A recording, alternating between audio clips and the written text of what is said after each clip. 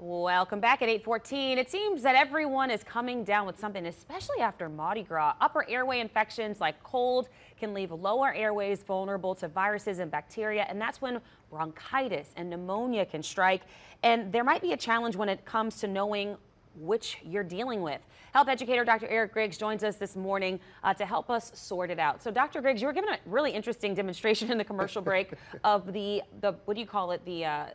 It's called the respiratory tree. The respiratory tree. It was like there was a word before tree. So kind of demonstrate what you, and watch your microphone as you're doing it, the respiratory tree, if you will. Yeah, they call it a respiratory tree for a reason, because if you want to take your pharynx and your breathing tube or trachea, and as a trunk of a tree, as it branches down to your respiratory anatomy, so and flip it upside down tree, basically. It turns into the trunk of the tree would be the trachea or breathing tube. It goes to bronchi, then bronchioles, and out to the air sacs or balloons where the oxygen blood exchange happens, called the alveoli, at the top of the leaves or the bottom of the tree, at the tips. Well, bronchitis is actually an infection on the trunk or the branches, and the pneumonia. And I was going to say, on bronchitis, it can be bacterial or viral? Both can be bacterial or viral, because I'm going to explain how that happens. Okay. And then the bronchi and bronchioles, the branches, reach out to the leaves or the air sacs, which would be called the alveoli, and that's where pneumonia occurs, when you get an infection inside of the air sacs. Like, imagine leaves with little balloons on the tips of them. Those are the air sacs for exchange, and there's fluid that collects in them. Now, bronchitis, both of which can be caused by a bacteria or a virus. If you think about what's happening now during the season with a lot of upper respiratory infections, as that infection, if the infection makes it down from your upper airway into the trunk or into the branches, it can cause bronchitis. It can be treated with antibiotics or symptomatically over the counter with fluid, a whole nine, if the virus has run its course.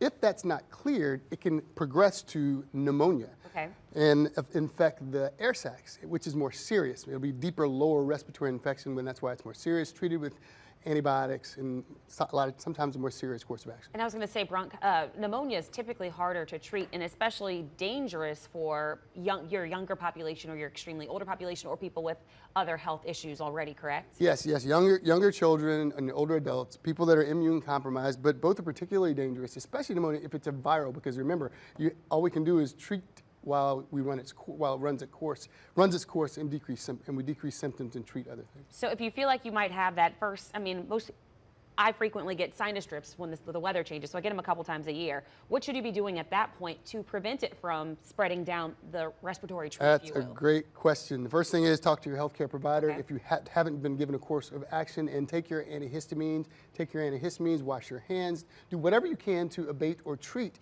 the upper airway infection so it doesn't track down. If it does track down, don't freak out. It still can be treated. There is bronchitis and chronic bronchitis that can last for months and can be for a number of other reasons. You want to be able to treat and clear infections there, because, as you said, if you turn the tree upside down, if you can imagine a bonsai tree, you pick it up and turn it upside down, and you pour water on it or on it from the outside and watch as it drips down. That's how it can drip down on your respiratory tract. That's a great way of helping us understand what everybody's dealing with. So many people have that post-Mardi Gras ick. So the more you treat the air, or the soil would be air this time, the more you treat the infection up here, the higher you treat it, the less likely you are to get infected down here. All right, Dr. Griggs, thanks so much for that explanation. We appreciate you. Thank you. All right.